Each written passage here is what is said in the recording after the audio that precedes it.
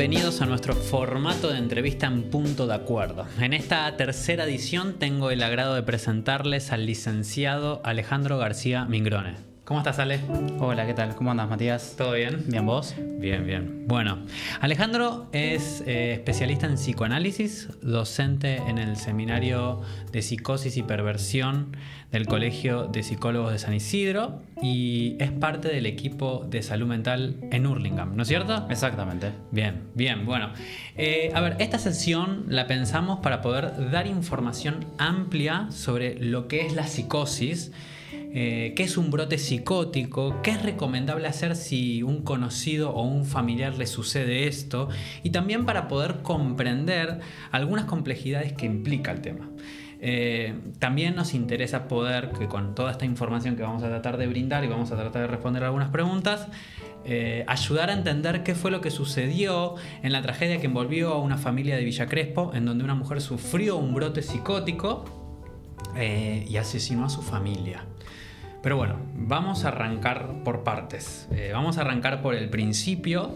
Vamos a tratar de ser los más claros posibles. Y creo que para poder arrancar por el principio tenemos que preguntarnos ¿qué es psicosis? ¿Qué nos podrías responder, Ale, para poder ayudar a la gente a entender fácil, sencillo, dentro de lo que se pueda, qué es psicosis? A ver, en primer lugar, lo que tenemos que tener en cuenta es que la psicosis es una estructura psicológica. Bien. ¿Sí? ¿Y qué nos puede definir a la psicosis? Bueno, se trata de una manera particular en la cual la persona siente su relación con los demás y consigo mismo, ¿no? Que eso va a cambiar mucho según la estructura psicológica de cada quien. Es Claro. decir, dentro del psicoanálisis hay tres grandes estructuras: las neurosis, la psicosis y las perversiones. Perfecto. ¿Sí? Bien, ahora, vos mencionaste tres estructuras.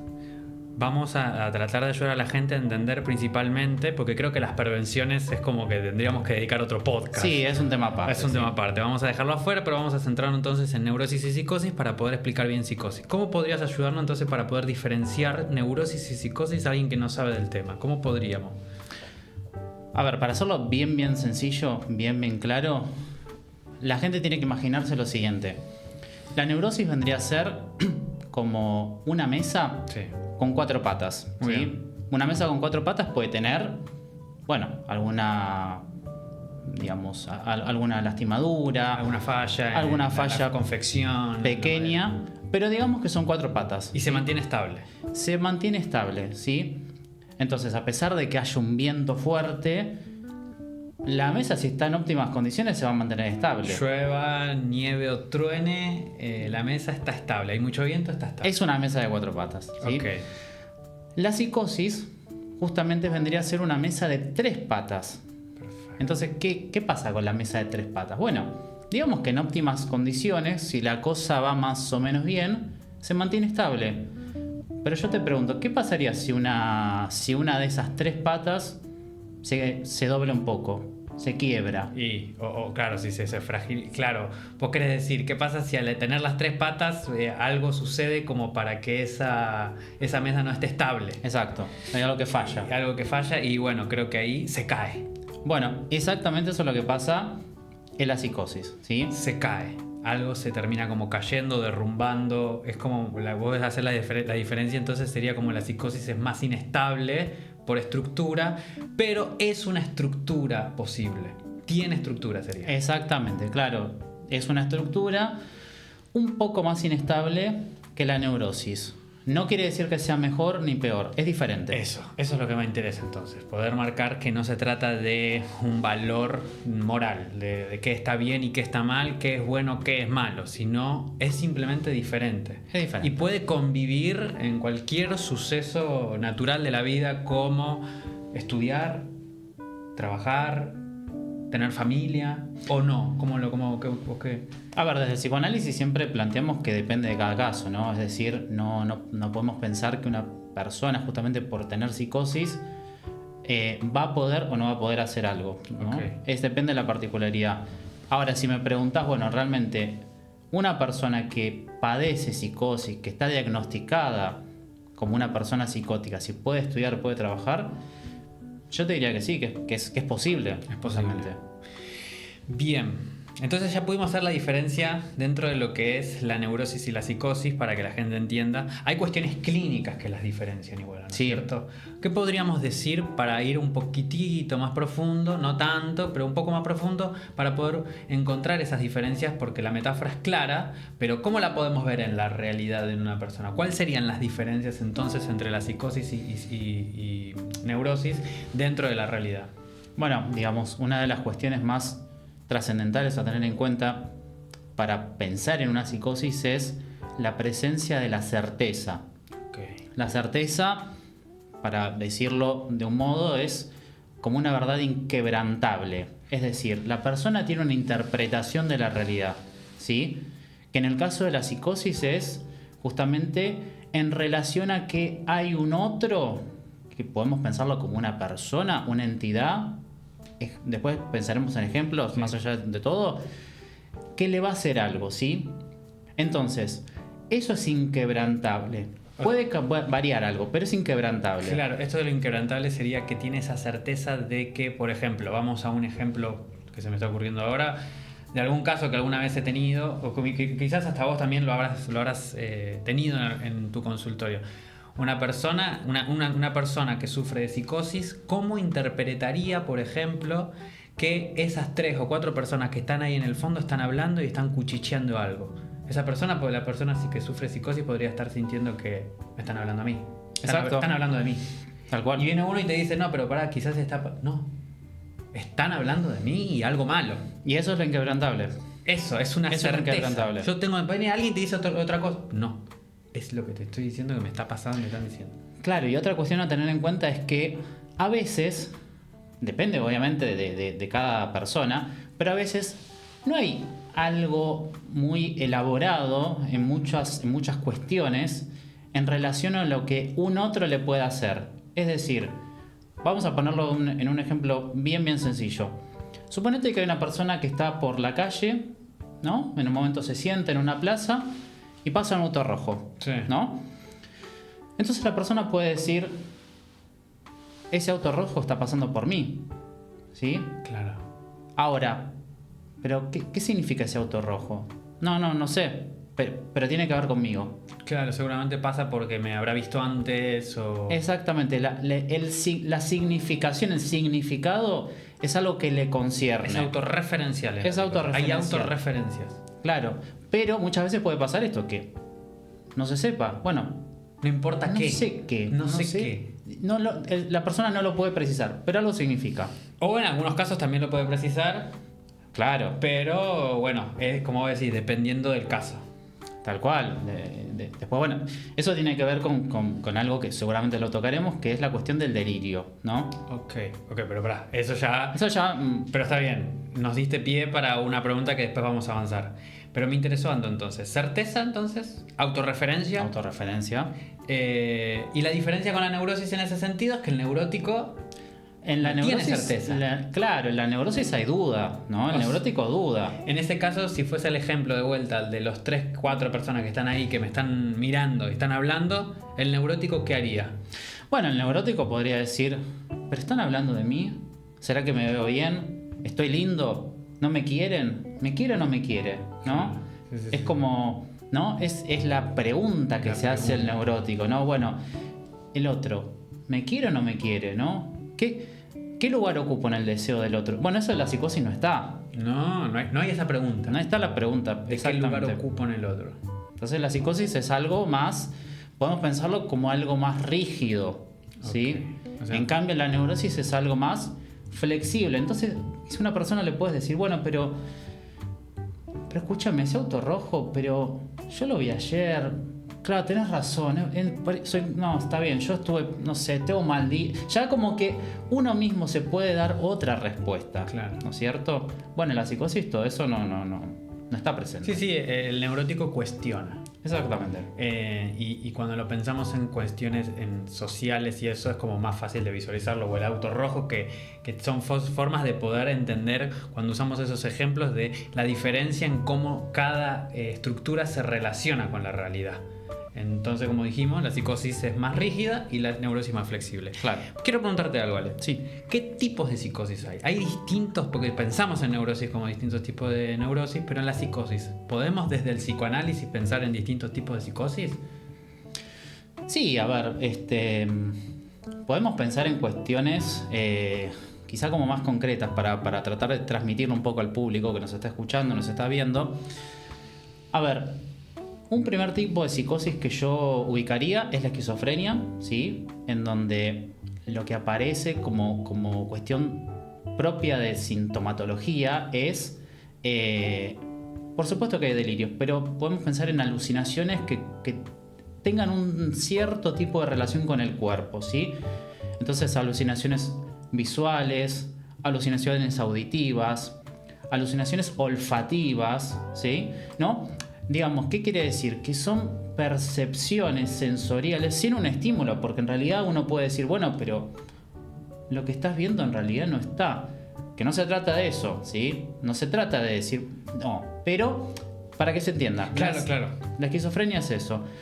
La paranoia tiene que ver con un delirio que justamente engancha al otro. ¿Por qué? Porque tiene que ver con que el otro me va a hacer algo, ¿sí? Esos 4 que están ahí están hablando de mí porque seguramente se enteraron de algo y me quieren hacer algo. Claro, tal cual. La esquizofrenia está más afectado al cuerpo. En la esquizofrenia, claro. La paranoia, a lo mejor no hay alguna cuestión propia que tenga que ver con el cuerpo que se pueda asociar a algo propio de la psicosis. ¿Se entiende esto, sí, no? Sí.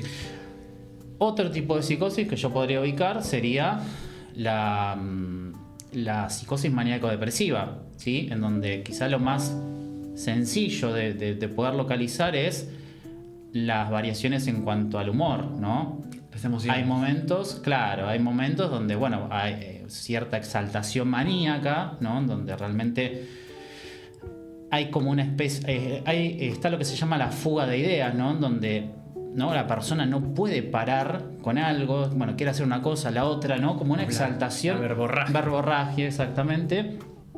Pero es algo que no se sostiene en el tiempo, porque después aparece otro periodo que es un periodo más depresivo, ¿no? Que no hay que confundirlo con depresión, no es depresión, sino que es un periodo depresivo. Entonces, ¿no? Como una cierta alternancia en relación a eso. Okay. Y un cuarto tipo de psicosis que me parece que es muy importante decirlo, son las psicosis ordinarias. Okay. ¿Sí? ¿Cuál sería esa? Bueno, las psicosis ordinarias son aquellos cuadros clínicos en donde no hay una sintomatología visible, como lo que decíamos recién, los delirios, las alucinaciones. Que esos ¿no? sean visibles. Claro, estos 3 que yo te decía antes podemos englobarlos en lo que son las psicosis extraordinarias, ¿sí? ¿Por qué? Porque ya es algo más notorio, ¿sí?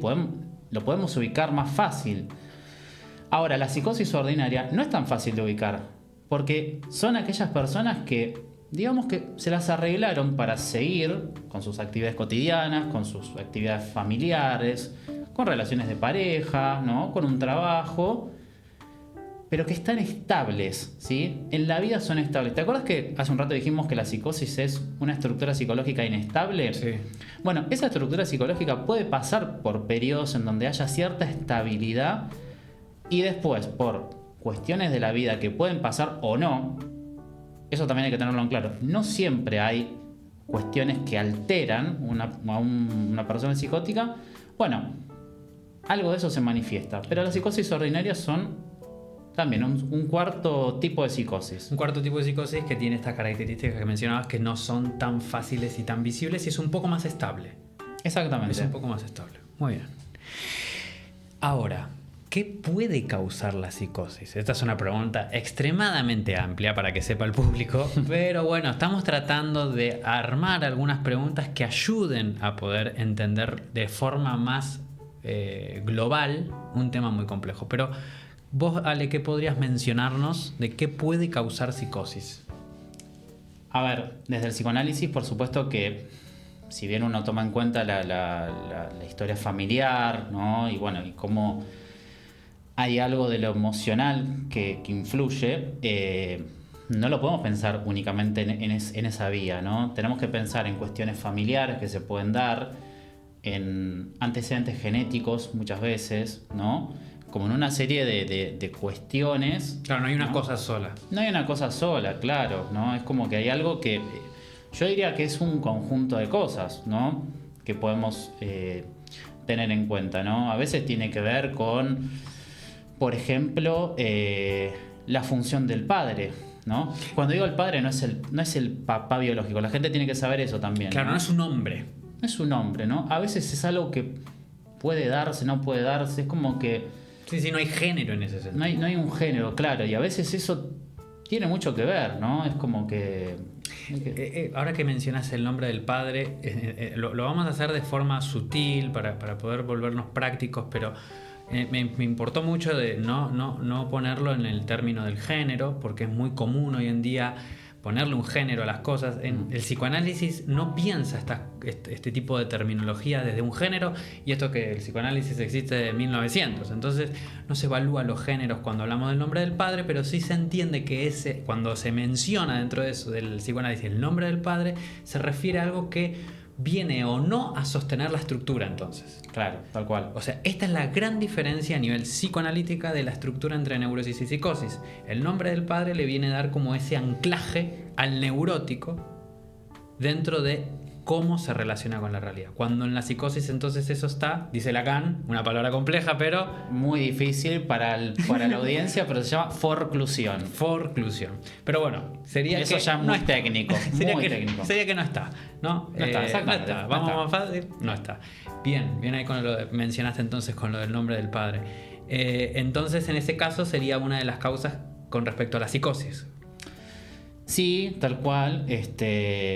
Yo pienso igualmente que es muy importante pensar que a veces puede haber síntomas propios de la psicosis que tengan que ver con cuestiones genéticas, ¿no? Es decir, a veces una alucinación puede estar relacionada a que hay una alteración en el sistema nervioso central, ¿no? ¿Por qué no pensar en eso? Creo que también es importante tenerlo en cuenta. Pensar si en la familia hubo, no sé, una mamá, un papá, un abuelo, una abuela, ¿no? Con un diagnóstico de, por ejemplo, esquizofrenia. ¿Por qué digo esquizofrenia? Porque antes decíamos, ¿no?, que las alucinaciones corporales, por ejemplo, son algo más característico de la esquizofrenia. Entonces, a veces tiene que ver con una cuestión neurológica que está, digamos, como en falla. Claro, ¿no? sí, que viene también a colaborar a todas estas cuestiones que terminan nosotros Exactamente. diagnosticando o no una psicosis, en este caso de esquizofrenia, por ejemplo. Claro.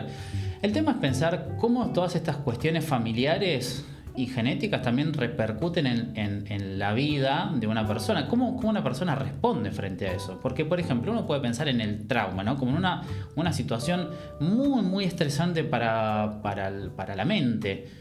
Y digo, a veces una persona puede responder con sus propios recursos y, digamos, si la vida continúa y sigue adelante, y a veces no se puede. Sí. A veces eso es como un antes y un después.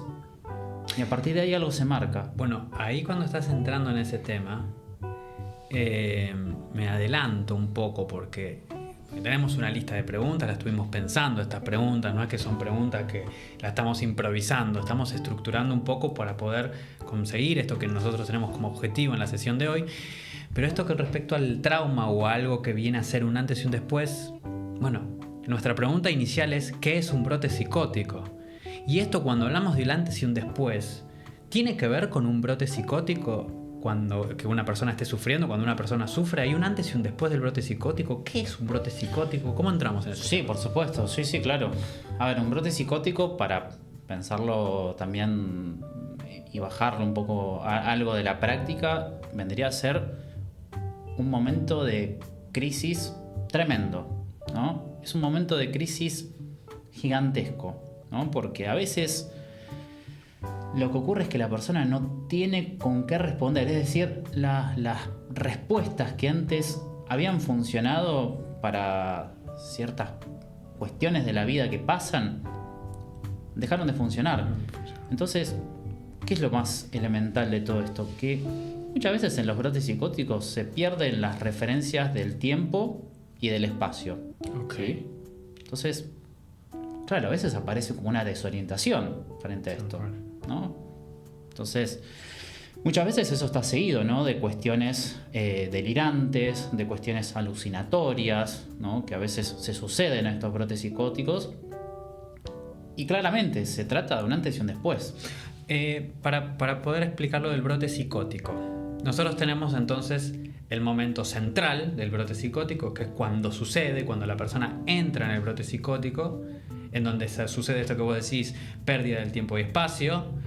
Pero me interesa poder ayudar a la audiencia a ver antes.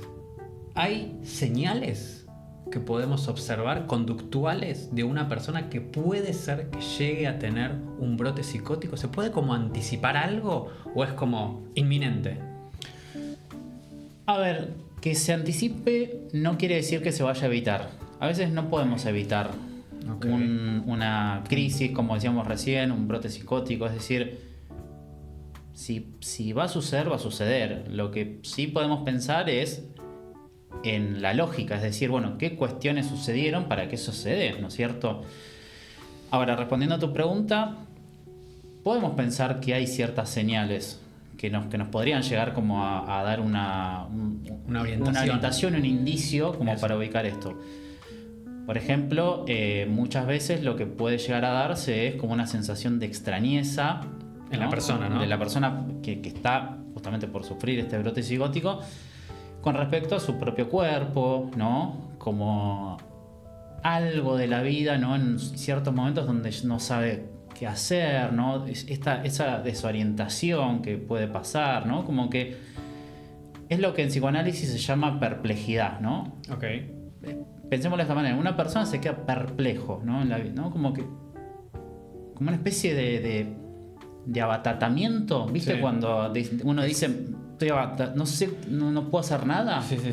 ¿No? Pensémoslo en una persona que trabaja, en una persona que estudia, ¿no? Porque esto corta la actividad laboral. Exactamente, y eso tiene que ver con los recursos propios, ¿no? Entonces la persona en un momento como que no puede, no sé, quizás no se puede concentrar en su trabajo. Lo social le empieza a ser como medio raro, ¿no? Extraño, sí, ¿no? Empieza a llamar la atención al círculo. Al círculo. ¿Qué le pasa no sé, a Ramiro? Qué raro que anda. ¿Por qué contesta así? Contesta raro en los mensajes. ¿No? Como que empieza a haber algo, como con un corte dentro de la forma natural que tiene esa persona de ser. Exactamente. O sea, empieza a dejar de ser esa persona que era y empezamos como a desconocerlo. Y esa persona empieza a representar ese desconocimiento. Claro. Que entra en lo que estamos diciendo, en esta perplejidad. Exactamente, sí. Ok, perfecto. Eso creo que nos puede orientar un poco. También quisiera también colaborar en poder sumar también dentro de esto de las actividades que deja quizás de trabajar. Tiene dificultades para dormir, ¿no es cierto? Bueno, me gustaría como señalar algunas insomnio, de esas cosas. Sí, las dificultades para concentrarse. Después, digamos que... El alimenticio también. Bueno, puede ser que falta de apetito. Falta de apetito o exceso. Exceso de apetito. ¿No? Son, me parece, cuestiones muy importantes. Es que esas son las cosas que colaboran para que alguien pueda empezar a detectar dentro del entorno si alguien está por sufrir eso, ¿no? Empieza a tener... Porque no es de la noche a la mañana. No, en general... ¿Qué pasa? Muchas veces... Es lo que te decía antes, a veces uno puede pensarlo como en retrospectiva, ¿no? Cuando ya sabemos lo que pasó, decimos, claro, esto que pasó antes tiene que ver con lo que pasó en relación al brote psicótico. Pero muchas veces eso se lee, es una manera de decirlo, se interpreta, se piensa después de un tiempo, ¿no? Es decir, cuando nosotros estamos en contacto con la persona, a lo mejor podemos llegar a detectar, pero no sabemos cuál va a ser el efecto de eso. No tenemos manera de saberlo. ¿Sabés qué me interesa ahora que había mencionado yo lo de Villa Crespo? Para poder entender un poquito esto que estamos hablando, que fue esta mujer que sufrió un brote psicótico durante la madrugada y asesinó a su familia. Pero nuestra idea es poder entender desde las cuestiones teóricas, que pueda alguien que está del otro lado y escuchó sobre ese caso porque fue muy popular, no sé si a vos te pasó, pero a mí que tengo pacientes en Buenos Aires, soy en la capital de Buenos Aires, varios quedaron como muy atónitos por el miedo de que quizás alguien pueda sufrir un brote psicótico y que le pasen esas cosas. Recordemos que en el caso de esa mujer que le pasó lo que le pasó, venía con una medicación que era propia de lo que se le puede llegar a dar a alguien con psicosis, es muy probable. Y hace 2 meses antes del brote psicótico no la estaba teniendo, no la estaba tomando la medicación, ¿no? Dentro de esto que estamos hablando nosotros de brote psicótico, dentro de las señales, la interrupción de un medicamento psiquiátrico, en un caso tan grave como el que estamos hablando, estamos haciendo referencia, bueno, se puede pensar también en brote, ¿no es cierto? El cambio de medicación puede llegar a causar eso, ¿o no? ¿Vos qué opinás? Sí, por supuesto. Sí, por eso mismo es que antes hablábamos sobre la importancia de tener en cuenta lo genético, lo neurológico, ¿no? Digo, ¿qué hubiera pasado? No hay manera de saberlo, por supuesto, pero si esa medicación se hubiera seguido tomando bajo las pautas de un psiquiatra, por ejemplo, ¿no? O sea, regularmente se hubiese continuado, quizás no hubiese pasado. No, y claro, digamos, entonces ahí lo que uno puede pensar es, bueno, que hubo algo en relación a la medicación. Sí. Que después, claro, lo que no se sabe es qué puede causar la falta de esa medicación. Entonces, digamos que sí, lo que tenemos que señalar en relación a eso es que sí, la medicación es clave en muchos cuadros psicóticos, ¿no? Donde no podemos pensar que, bueno, es una cuestión solamente de la mente, ¿no? De la mente, de la psicología. La psicología, del psiquismo. Psiquismo, podemos claro. decir psiquismo. ¿Cuánto dura un brote psicótico? ¿Podemos como... O sea, ¿hay como una referencia a eso? ¿No hay referencia? ¿Cómo lo podemos decir? ¿Cuánto dura? Mira, no es que hay una respuesta única, no es que uno puede decir, bueno, un brote psicótico dura, no sé, 3 horas, 3 días o 2 semanas. No, la verdad es que no. Quizás lo que sí se puede pensar es que el episodio propiamente dicho, el momento de crisis fuerte, pueden ser unas horas. ¿Por qué? Porque después puede haber una intervención de un familiar, de un médico. Y eso lo corta un poco. Y eso puede llegar a bueno, de alguna manera apaciguar un poco esta intensidad que representa un brote psicótico. Ahora, ese brote psicótico después puede continuar. Es decir, los efectos del brote psicótico pueden darse durante un tiempo que hay que ver ahí qué pasa. Claro, sí, pero sí se puede pensar entonces en horas, en días o en semanas. En semanas. Pero sí. Ahí puede haber interrupciones, pero continuidad después de esa interrupción. Exacto. Perfecto. Sí. Bueno, no sé si lo llegamos a responder, me parece que no, pero ¿qué se hace ante un brote psicótico? Si una persona que nosotros estamos hablando, ¿no? Que tiene un amigo, que tiene un familiar o un compañero a veces de trabajo, ¿qué es lo recomendable para esa persona que tiene que hacer cuando sabe de este tipo de cosas con respecto a un brote psicótico? ¿Qué se le puede decir? ¿Qué le podemos dar? Para el familiar, el amigo, la persona conocida que esté cerca de alguien en quien se puede detectar este tipo de señales, ¿no? Como, bueno, ¿no? Los síntomas que decíamos antes, la extrañeza, ¿no? Todas estas cuestiones, o alguien justamente que está realmente en un momento incontrolable. Bueno, yo lo que recomendaría es llamar a una emergencia médica, por ejemplo, o ir a algún servicio de psiquiatría, ¿no? A una guardia de un hospital, ¿no? Donde haya alguna contención psicológica, una urgencia, ¿no? Porque se trata de una urgencia, se trata de una urgencia personal muy grande. ¿Hay que tomarlo como urgencia? Yo creo que sí. Bien. Yo creo que sí porque, como dije antes, puede que no haya referencias del tiempo y del espacio, ¿no? Y la persona no hay como un dominio voluntario, ¿no? O hasta inclusive ni siquiera eso, un dominio en relación a la moral de, bueno, esto que estoy haciendo puede perjudicarme, no puede perjudicarme, va a afectar al otro, me va a afectar en algo, está en riesgo mi vida, ¿no? Entonces, como esa dimensión de las preguntas puede no estar presente, yo considero que es fundamental ahí la asistencia a un tercero, ¿no? Para que intervenga, para que haga algo, sí. ¿No? Por eso digo, a ver, la guardia psiquiátrica me parece que es un recurso porque va a haber alguien que va a intervenir de alguna manera en ese momento tan complejo. Una pregunta. Una persona que sufre un brote psicótico. Viste que nosotros hablábamos de la psicosis antes y hablábamos de alucinación y delirio. Una persona que tiene un brote psicótico, ¿sufre de alucinaciones y delirios? ¿O no es necesario? Por lo general, siempre que se piensa en un brote psicótico es porque hay una presencia marcada de algún fenómeno alucinatorio o algún delirio, ¿no? Digamos, porque es la psicosis propiamente dicha, ¿no? Hay un momento propio de un psicoanalista que se llama Lacan, que habla acerca de que el otro toma la iniciativa. Esto quizás lo podemos, por ahí es más fácil de pensarlo para la paranoia, ¿no?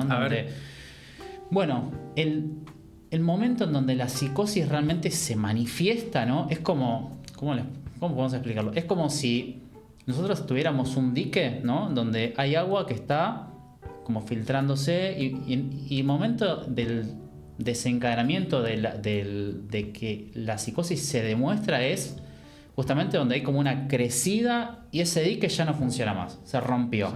Entonces ahí se ve con fuerza justamente la intensidad del agua. Bueno, en la psicosis yo creo que hay algo de eso, ¿no?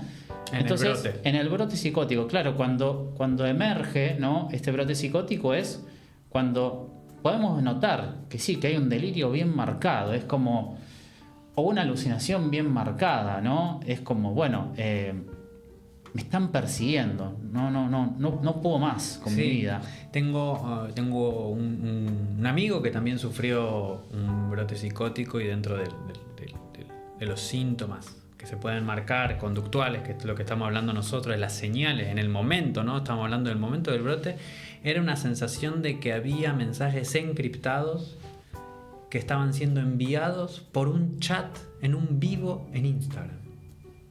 O sea, vos fíjate, ¿no?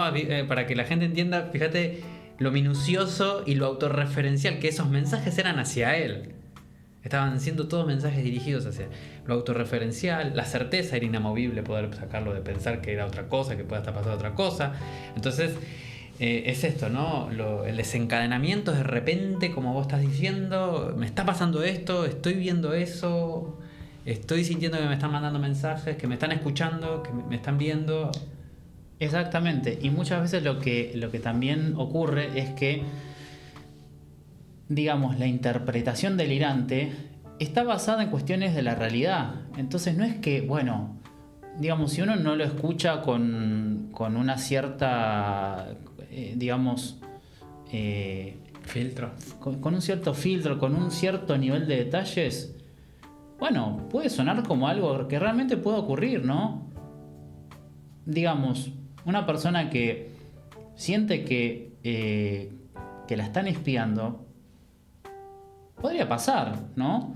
Ahora, hay que prestar atención. Claro, sí, en qué momentos. Como que en un momento, si no estás atento al 100% de lo que te está diciendo, te lo terminas creyendo. Claro. Eso crees. Exactamente.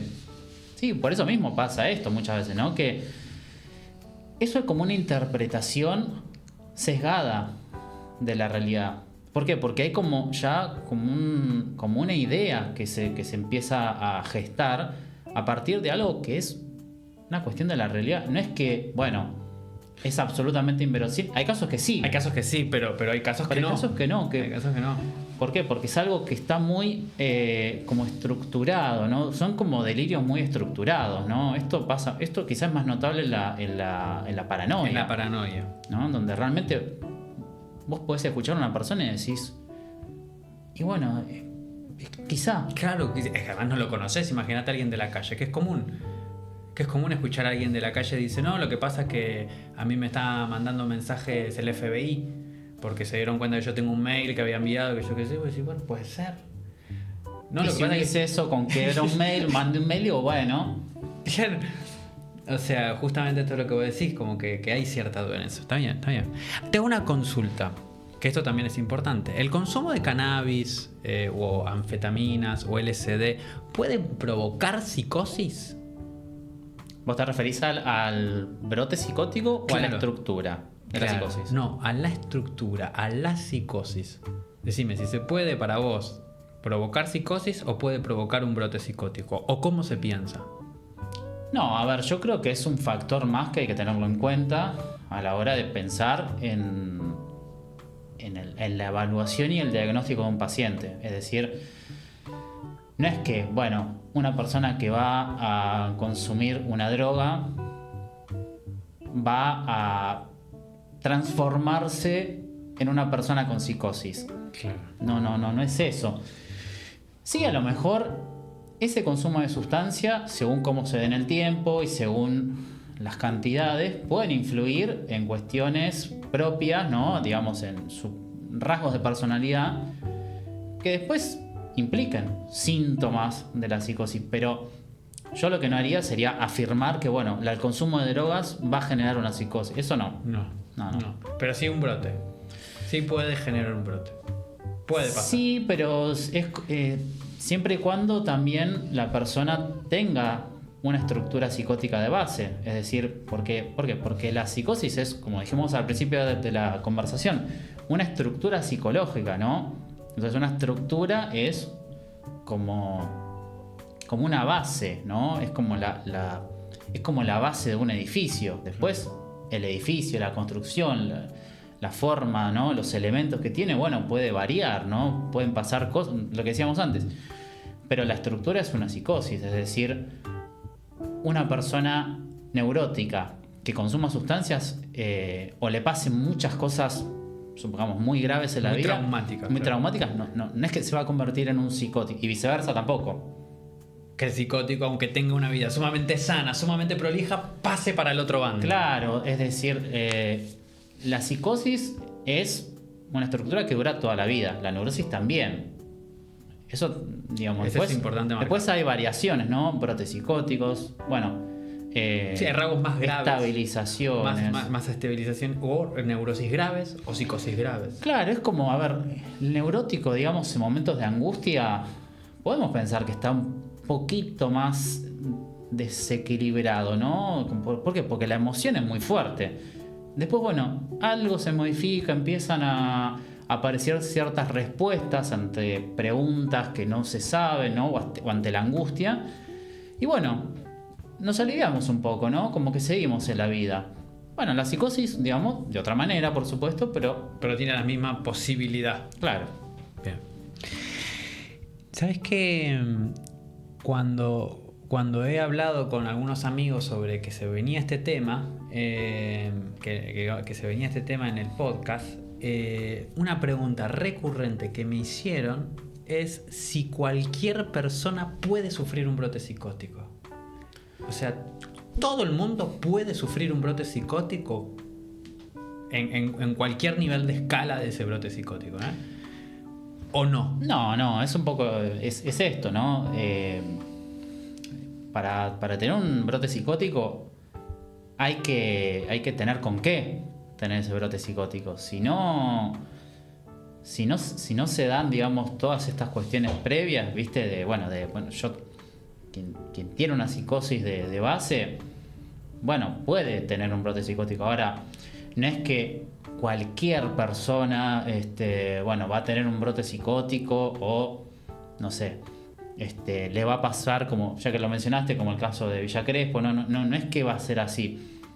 Lo que me parece importante marcar es que no podemos generalizar. No es que, bueno, cualquiera va a tener... No, yo eso no particularmente no lo pienso así. Ok. Es importante entender también, porque claro, muchos de los miedos que pasó con respecto a lo de Villa Crespo es justamente eso. La psicosis es peligrosa. Alguien que sufre un brote psicótico es peligroso. Que sufre un brote psicótico significa, como sucedió con el caso de Villa Crespo, que asesine a su familia y la desconozca. ¿O no? A ver, yo creo que hay que diferenciar riesgo de urgencia. ¿Por qué? Porque si pensamos al riesgo como justamente como un elemento que pone en peligro la vida del otro, hasta la vida propia de la persona que está sufriendo el brote, bueno, eso hay que separarlo de la urgencia personal, ¿no? Que afecta a quien sufre un brote psicótico. ¿Por qué? Porque tomando el ejemplo que vos dabas recién, bueno, a lo mejor un brote psicótico se manifiesta bajo la manera de, la certeza, ¿no? Como decíamos antes, de ser espiado, ¿no? Por ejemplo. Por un agente del FBI, Por ejemplo. ¿no? Entonces digo, ¿hay riesgo ahí? Bueno, si pensamos en el riesgo en relación a lo físico, a riesgo para sí mismo, riesgo para tercero, no es que hay un riesgo de que va a matar a alguien, ¿no? No podemos nunca decir en todos los casos es así. Claro. Depende de cada caso, ¿no? Pero no es, o sea, es algo difícil que suceda. Claro. Porque no terminan todos los casos así. No. Matando a alguien. No, tal cual. No, por eso. no se conoce, de hecho fue un caso que escaló en los medios y en el inconsciente colectivo de la gente, porque es muy grueso que haya hecho eso. Después, de hecho, apareció una carta en donde se revela que no estaba en sus cabales escribiéndola. Hay muchas cuestiones de grafología que se estuvieron analizando en relación a los diferentes tamaños de las letras, el orden. Hay un montón de cosas que ahí en la carta ayuda para poder pensar que estaba sufriendo de un brote psicótico o no estaba directamente en sus cabales. Pero bueno, es esto, ¿no? No necesariamente todas las personas terminan en esa misma circunstancia. No, claro, no. No, eso es fundamental que no. No, esto no ocurre. Te hago ya estamos cerca de llegar al final de las preguntas. Creo que con estas preguntas estamos tratando de encontrar esos conceptos globales para que alguien, por lo menos que está escuchando, pueda irse sabiendo un poco más de este tema o más. ¿La psicosis se cura o solo se trata? La psicosis se trata. No hay una curación, pero no lo digo de un modo negativo, claro, o pesimista. Digo, porque pensemos que la neurosis tampoco, tampoco es que se cura. No es que no podemos pensar en que vamos a eliminar por completo los síntomas. Ni siquiera los síntomas de una neurosis, no son eliminables. En todo caso, se trata, ¿no? Hay tratamientos, ¿no? Así como hay tratamientos para las personas justamente neuróticas, hay tratamientos para las personas psicóticas también, ¿no?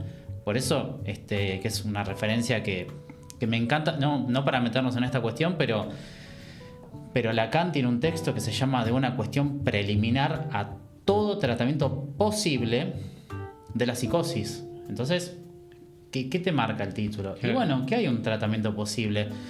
Fue Lacan el que armó esto, ¿no? Porque cuando Freud se inició en el psicoanálisis, él abordaba a las pacientes histéricas, ¿no? A las histéricas que le llevaban al consultorio, las abordaba por la vía de la palabra, hablándoles, ¿no? Y cuando él quiso analizar o tratar a pacientes psicóticos, se dio cuenta con que en realidad eso decía, no, yo no tengo la chance de poder ayudar a estas personas. ¿Por qué? Porque tiene que ver con algo que se llama como una energía, la libido. Bueno, esto es muy técnico, pero bueno, que no era posible, ¿no? Como que el psicótico no podía. Pero Lacan dice, ojo, tranquilo, no es tan así. Podemos tratar, ¿no? Lacan le dio una vuelta de rosca al psicoanálisis en torno a la psicosis. Exactamente, ¿no? Cuando Freud alejaba al psicótico, lo echa del consultorio, ¿no? Freud le cierra la puerta al psicótico, le dice, vos acá no.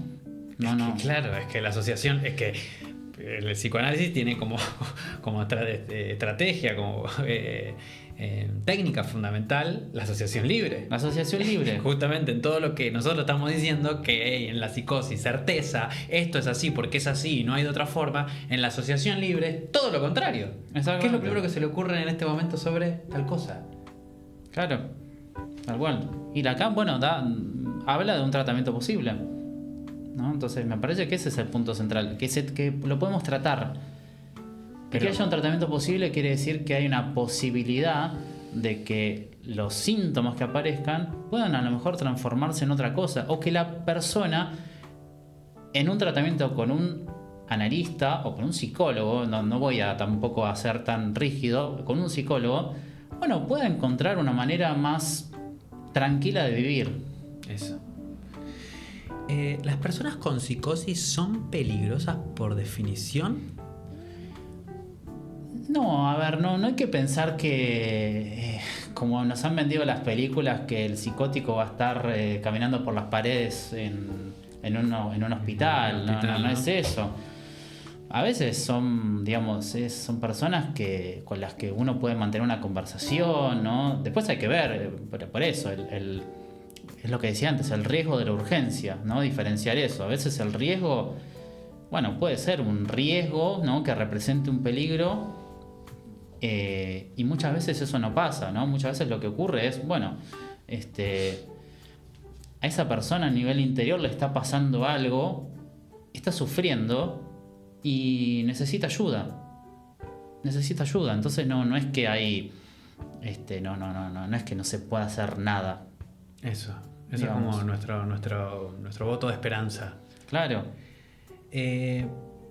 Pero viste que vos estás diciendo esto, ¿no? De poder ayudar, de que Lacan ya hace, en los 50 de Lacan, ¿no? En los 50 de Lacan, sí. En los 50 ya hablaba de un tratamiento posible. Ahora voy a meter un segundito en un problema que tenemos en nuestro país, Argentina, con respecto a lo que es la ley de salud mental. Y acaba la pregunta, ¿no? Es posible que a veces ciertos casos que están estructurados desde la psicosis, que ustedes ya ahora, después de escucharnos, pueden entender, ¿no? Estructurados de la psicosis, no quieren tratarse. No quieren medicamento, no quiero psicoterapia. De ser así, ¿qué pasa con ese paciente que no quiere tratarse, que no quiere recibir medicamento? ¿Es obligatorio que reciba medicamento? ¿Qué es lo que podemos pensar sobre eso? A ver, no es que se pueda obligar a una persona a acudir a un consultorio o a que vaya a tratarse, ¿no? Como una obligación. Sí, a lo mejor se le pueden brindar posibilidades, ¿no? Y en ciertos casos, yo creo que, bueno, cuando existe un riesgo, ¿no? Real de peligro, bueno, hay que hacer la consulta, ¿no? Con profesionales. En urgencias, bueno, realmente hay hospitales que están especializados en este tipo de problemáticas, ¿no? Entonces, bueno, uno puede tratar de contener, de ayudar de la manera que se pueda, ¿no? Y bueno, y de esa manera después ir viendo cómo se va dando esa evolución de la persona. Entendemos que también dentro de lo que es la ley de Argentina con respecto a lo que es salud mental hay voluntariedad para una persona que esté atravesando todo este tipo de crisis, de poder decidir si quiere o no ser internada, ¿no es cierto? Claro. Sí. Y eso nos entra en conflicto, porque si en el caso de Villa Crespo, hasta el momento dentro de lo que se sabe es que el psiquiatra había recomendado internación, pero bueno, se ve que quizás no se pudo ahondar demasiado con ese tema porque hay cierta voluntariedad de que la persona decida si quiere o no ser internado, a pesar de que hay un psiquiatra que esté recomendando que tiene que estar internado. Porque entendamos que también, para mí, que quisiera yo decirlo, es que dentro de lo que es la colaboración, la ayuda de psicoterapia para una persona que sufre de psicosis, como que el primer refugio para esta persona que está sufriendo de esta forma, de estos niveles tan altos de malestar, el primer refugio es la internación. El segundo es la medicación a veces. Pero el primer refugio es el lugar, la institución, que es donde va a poder recibir todo este tipo de tratamientos, que a veces mismos no quieren recibirlo, pero es necesario que lo reciba, sí, porque la persona no está en sus cabales para poder decidir qué es lo mejor a nivel salud para su vida. Y siempre pasa que a veces los familiares son los que más sufren este tipo de cosas. Claro, y además otra cosa que me gustaría agregar a lo que vos estás diciendo es que cuando pensamos en tratamientos de la psicosis, a mí me gusta pensarlo como un abordaje que hasta puede ser integral, es decir, no pensar únicamente en que una persona con psicosis que está internada es una persona que va a estar en una cama sin poder moverse o en un lugar encerrado en el cual no va a poder hacer nada. Hay instituciones que están preparadas, ¿no? Están los hospitales de día, ¿no? Que son lugares a los que uno puede ir durante el día, ¿no? Que hay actividades que tienen que ver muchas veces con fomentar la cuestión social, ¿no? Como una especie de reinserción social de la persona para que pueda seguir, ¿no es cierto?, con su cotidianidad. Con su cotidianidad, se inserten en la sociedad. Exactamente, ¿no? Entonces a veces también lo que se apunta es como una externación a futuro, ¿no? Que bueno, que la persona pueda continuar, ¿no?, con su vida cotidiana. También están, más allá de los hospitales de día, a veces lo que hay dentro de un hospital son los consultorios externos, es decir, quizá pacientes que han estado internados que después, bueno, siguen como en un cierto contacto con el hospital, ¿no? La contención hospitalaria es muy importante muchas veces, ¿no? El buen vínculo del profesional de la salud, un profesional que puede escuchar, ¿no? A veces hay que intervenir de una manera más dura, a veces no, depende. Hay otras personas que tienen quizá este tipo de diagnósticos y a lo mejor no están para internar, pero tampoco pueden valerse por sí mismos, ¿no? Y necesitan una ayuda, y está la figura del acompañante terapéutico, ¿no? Como alguien, una figura externa, ¿no? Es como una especie de mediador, ¿no?, de la persona y el mundo, ¿no? Entonces, bueno, es como alguien que puede fomentar intereses, ¿no?, ayudar, y bueno, y por supuesto que después un psicólogo, alguien que esté también en contacto con la familia muchas veces, ¿no? El lugar de la familia es muy importante. En fin, bueno, algo integral, por eso digo. Me parece muy bien que hayas rescatado de este tema la figura del acompañamiento terapéutico, que es muy importante dentro del tratamiento de la psicosis. Así que me parece muy valioso, eso es verdad. Creo que es una pata muy importante dentro de un tratamiento. Pero bueno, podríamos estar horas hablando de este tema, porque primero nos gusta hablar de esto. Nos gusta, a mí personalmente me gusta mucho poder traer esta información a la gente y poder traer un especialista que además, para darle cierre, él es parte del grupo de derivaciones que tenemos también, él es parte del grupo de profesionales que tenemos en nuestro equipo, así que bueno, muchas gracias Ale por venir. No, bueno, gracias a vos, gracias a todo el equipo de Punto de Acuerdo. Para mí la verdad que es un placer tratar de transmitir un poco cierta experiencia clínica que yo tengo, ¿no?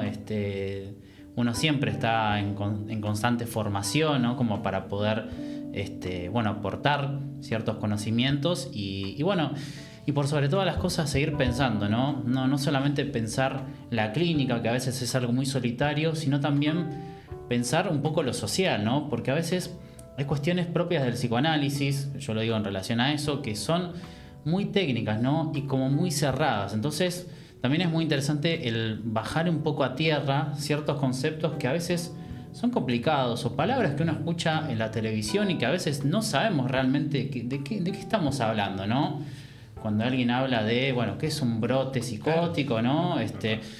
Psicosis, ¿qué es psicosis, no? Psicosis, no, estás loco, ¿no? Pero ¿qué es la locura? Psicosis igual loco, la calle, loco, internado. Exactamente, ¿no? Bueno, perdiste la cabeza, no tenés contacto con la red. Bueno, pero ¿qué se trata? Por eso está bueno desde el psicoanálisis siempre pensar. Y si pensamos es porque estamos vivos. Gracias por acompañarnos en esta sesión. Si les resonó este tema, los invitamos a seguirnos en nuestras redes, que son psi.deacuerdo en Instagram, psi.deacuerdo en TikTok. Compartirlo a alguien que les sirva, y dejarnos sus experiencias o dudas en los comentarios de Spotify que siempre tiene ahí disponible. Si se sienten que también necesitan un espacio para hablar, pensar o empezar una terapia, pueden acercarse también a nuestra página web, que es psi.deacuerdo.com, o escribirnos en privado. Nos encanta leerlos también y seguir pensando juntos, así que recuerden poder comentarnos si realmente los marcó o los dejó algo esta sesión. Esto es Psicología Hecha Conversación, el punto donde las diferencias se encuentran.